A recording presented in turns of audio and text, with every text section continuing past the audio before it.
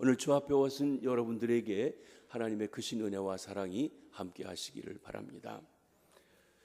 오늘은 우리 교회가 어린이 주일 그리고 어버이 주일을 함께 지냅니다.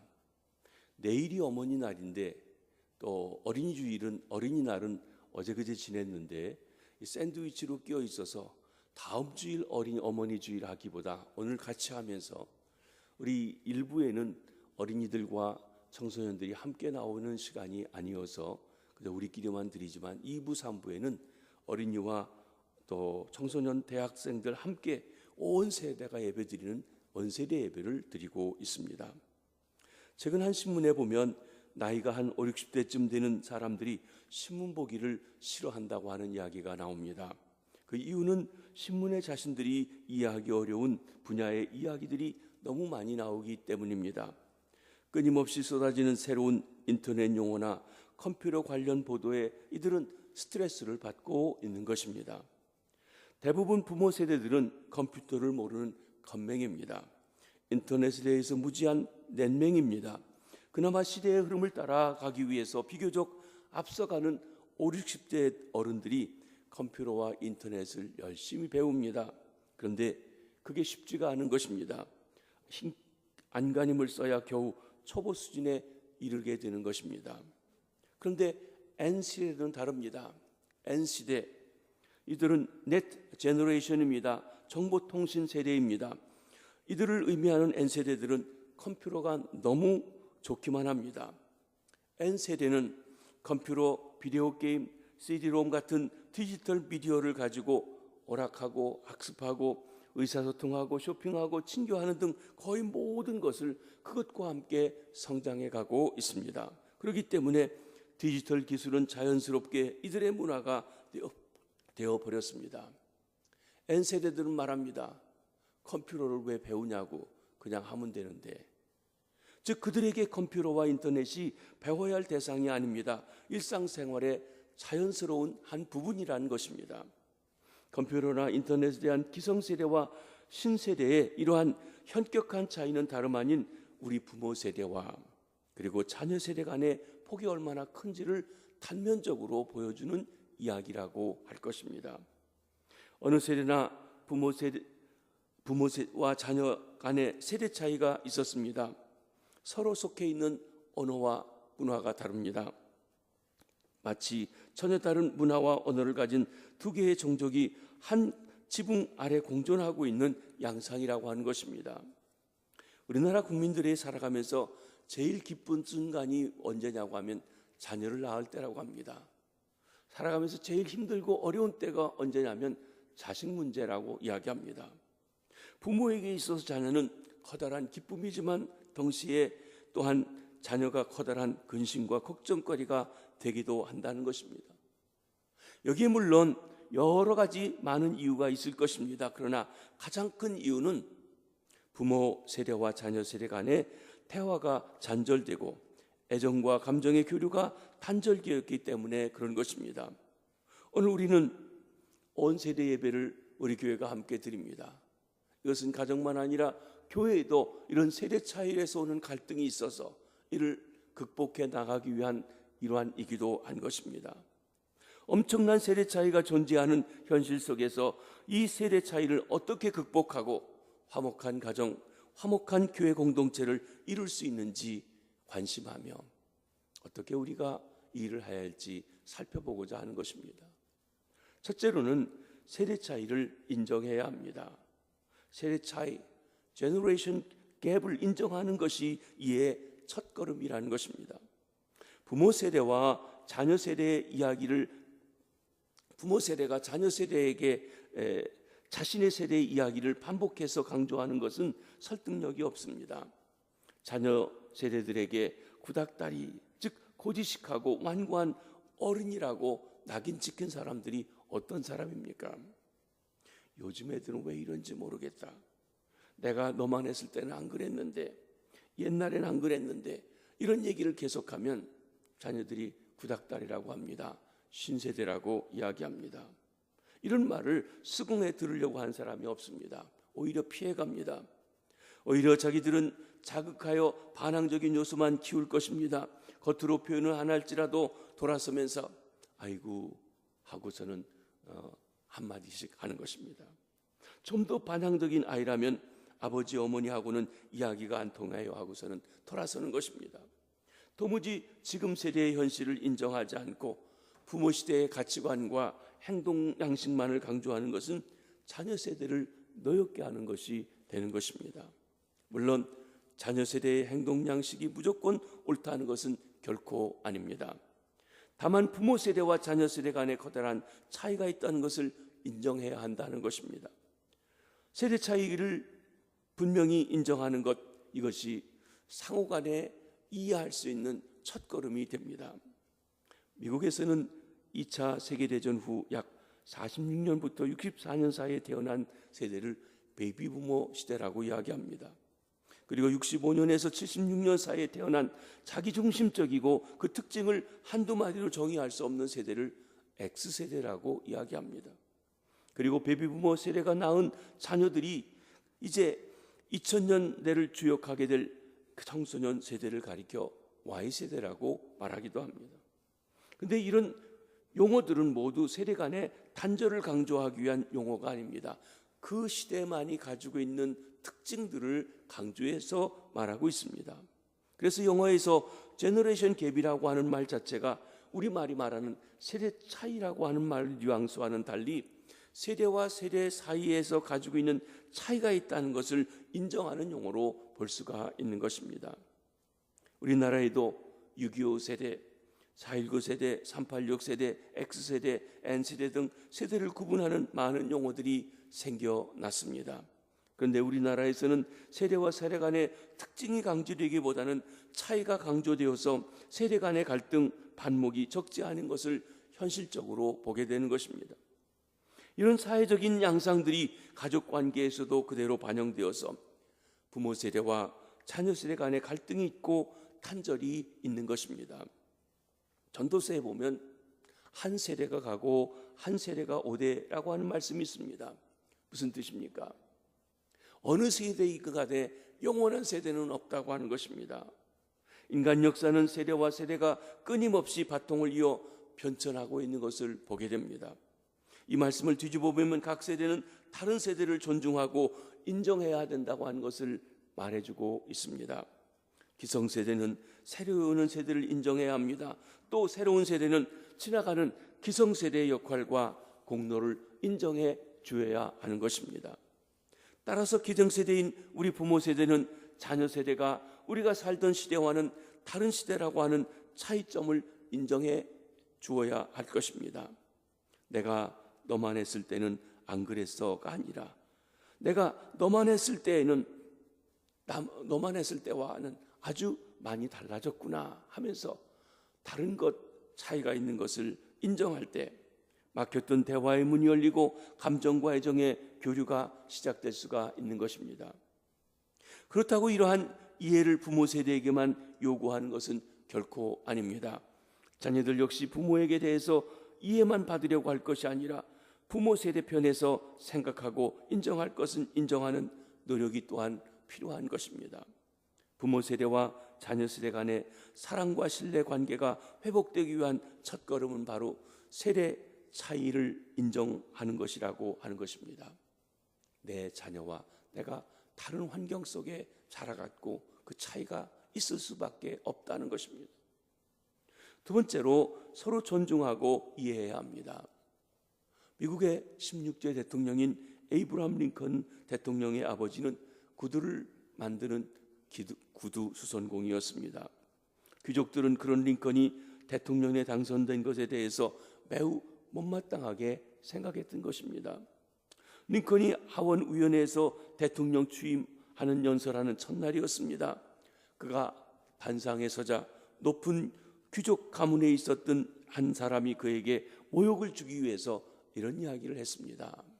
링컨 씨, 어쩌다 당신이 이 나라 대통령이 되긴 했지만 예전에 당신이 당신의 아버지와 함께 우리 식구들의 구두를 만들기 위해서 우리 집을 드나들곤 했다는 사실을 잊지 마시기 바랍니다. 또한 여기 당신의 아버지가 만든 구두를 신고 있는 상원들이 많이 있다는 사실도 명심하십시오. 당신의 출신을 잊지 마십시오. 이때 링컨은 모든 사람이 기억에 남을 만한 아주 유명한 이야기를 했습니다. 내가 천년설하기 직전에 나에게 아버지를 생각나게 해주셔서 감사합니다. 나의 아버지는 매우 멋진 창조적인 예술가였습니다. 아버지보다 더 아름답게 구두를 만들 줄 아는 사람은 이 세상에 없습니다. 내가 앞으로 어떤 정치를 하든 내 아버지가 위대한 예술가였듯이 그런 위대한 대통령이 되지 못하려 한 것을 나는 압니다. 나는 결코 내 아버지를 능가할 수 없습니다. 하지만 당신들 귀족 여러분에게 한 가지 말씀드리고 싶습니다. 만일 나의 아버지가 만들어드린 구두가 여러분의 발에 잘 맞지 않거든 나도 아버지에게 배운 기술이 조금은 있으니 나에게 말씀해 주십시오. 나는 훌륭한 재화공은 아니지만 최소한 여러분의 구두는 수선해 드릴 수 있습니다. 연락만 주십시오. 그러면 언제라도 여러분의 집으로 달려가 고쳐드리겠습니다. 은근히 링컨을 비난하고 야유했던 분위기는 갑자기 숙연한 분위기로 바뀌어지게 되었습니다. 구두 재화공인 아버지의 직업을 부끄러워하지 않고 오히려 그런 아버지를 존경하는 링컨의 인격에 상원 의원들은 모두 머리를 숙이게 되었던 것입니다. 흔히 우리 자녀들은 부모가 존경할 수 있을 때만 부모를 존경하라는 경향이 있습니다. 또한 부모가 사회적으로 높은 어떤 영향력이 있을 때 자랑하려고 합니다. 경제적으로도 힘이 있을 때만 우리 부모 얘기합니다. 부모가 직업이나 수입이 보잘것없으면 부끄러워하고 그리고 창피해하는 사람들이 있다는 것입니다. 그러나 우리 자녀들은 아버지의 직업이 어떻더라도 어머니가 컴퓨터에 대해서 무지하더라도 그것이 부모를 무시할 수 있는 이유가 될 수 없다는 것을 알아야 됩니다. 부모라고 하는 것은 그 자체만 가지고도 자녀로부터 존중받아야 할 충분한 이유가 되는 것입니다. 다시 말씀드립니다. 부모라고 하는 것은 부모라는 이유만 가지고도 자녀들에게 존중받아야 할 충분한 이유가 된다고 하는 것입니다. 특별히 우리 그리스도인 자녀들에게 있어서는 보이는 부모에 대한 존중의 여부가 곧 보이지 아니하는 하나님 아버지, 하나님께 대한 신뢰와 순종과도 밀접하게 연관되어져 있습니다. 오늘 본문 1절, 2절은 뭐라고 말씀하고 있습니까? 자녀들에게 주 안에서 부모를 순종하라고 말씀합니다. 우리 본문 1절, 2절을 같이 한번 보시겠습니다. 시작. 자녀들아, 주 안에서 너희 부모에게 순종하라. 이것이 옳으니라. 내 아버지와 어머니를 공경하라. 이것은 약속이 있는 첫 계명이니. 여기 두 가지를 말씀하십니다. 하나는 주 안에서 너희 부모에게 순종해라. 이것이 옳은 일이라는 것이에요. 옳은 일이면 해야죠. 두 번째로는 부모와 어머니와 아버지를 공경하는 것이 하나님 앞에 축복받는 첫 번째 계명이라고 말씀하고 있습니다. 물론 부모 공경의 계명만이 축복의 약속을 따르는 유일한 계명은 아닙니다. 사실 이 계명뿐만 아니라 하나님의 모든 계명의 말씀에는 그 말씀을 지키고 따를 때 하나님의 복을 받게 되는 약속이 함께 내포되어져 있습니다. 또한 부모 공경의 계명이 10계명 중 첫 번째 계명도 아닙니다. 그렇다면 이 말씀은 무슨 의미가 있습니까? 그것은 바로 부모를 존중하라고 하는 계명이 그리스도인 자녀들이 하나님의 축복 가운데 살기 위해서 가장 첫 번째로 배우고 실천해야 될 계명이라고 하는 것을 말해주고 있는 것입니다. 우리 그리스도인 자녀들이 하나님을 경외하는 신앙을 배워가는 것은 바로 주 안에서 부모를 순종하는 것을 통해서 이루어집니다. 어린아이가 처음부터 보이지 않는 하나님을 알고 섬길 수 있을까요? 없습니다. 그러나 보이는 부모에게 순종하는 것을 통해서 보이지 않는 하나님을 알아가고 섬기는 것을 자연스럽게 배우며 보이는 부모를 공경하는 것을 통해서 보이지 않는 하나님을 공경하는 것을 배우게 된다는 것입니다. 그러므로 자녀들은 주 안에서 부모 세대에 대해서 마음에서 우러나오는 존경과 사랑을 보여야 할 것입니다. 그것이 바로 보이지 아니하는 하나님께 대한 우리의 신앙을 표현하기 나타나는 것이기 때문에 그렇습니다. 근데 여기서 한 가지 짚고 넘어가야 할 것이 있습니다. 우리가 존중한다는 것은 위에 사람이 아랫 사람에게 대해서도 동일하게 실천해야 될 것이라는 것이에요.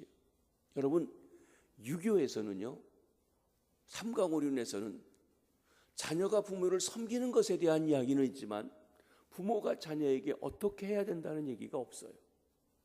그런데 우리 기독교에서는, 오늘 본문 말씀에서는 자녀가 부모를 공경해야 되지만 부모도 또한 자녀를 노엽게 하지 말고 주의 교양과 훈계로 바로 양육하라고 하는 부모가 해야 될 부분에 대해서도 말씀하고 있다는 것입니다. 또 아비들아, 너희 자녀들을 노엽게 하지 말고 오직 주의 교훈과 훈계로 양육하라 하는 것입니다. 그렇습니다. 자녀들을 노엽게 하지 않는다는 것은 무슨 의미가 있습니까? 곧 부모 역시 자녀들의 인격을 존중하라는 것입니다. 부모가 자녀의 인격이나 성향을 존중하지 않고 권위로만 억압하려고 할 때 자녀들은 노여워하게 되어지는 것입니다. 교회 공동체라고 하면 어른이라고 해서 직분만 가지고 사람들을 억압하려고 한다고 하면, 존중하지 않는다고 하면 밑에 사람들이 노여워하고 분해한다고 하는 것입니다. 부모가 자녀의 현재의 능력이나 취향, 의견들을 깡그리 무시하고 부모 자신의 가치관이나 목표를 강요할 때 자녀들은 좌절하거나 아니면 반발하게 되는 것입니다. 자녀 세대 여러분, 부모 세대를 진정 존중하고 이해하시기를 바랍니다. 그리고 부모 세대 여러분 역시 자녀 세대를 존중하고 이해하시기 바랍니다. 서로 존중하고 이해할 때 세대 차이를 극복하고 화목하며 아름다운 가정을, 공동체를 이뤄가게 될 줄로 믿습니다. 마지막 세 번째로 다양성 속에 조화를 이루어야 합니다. 세대 간의 차이를 통해 아름다운 조화를 이루어갈 수가 있습니다.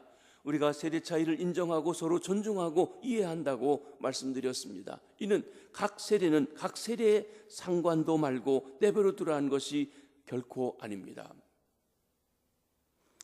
옷을 비슷하게 입고 행동을 비슷하게 한다고 하나 되는 것도 아닙니다.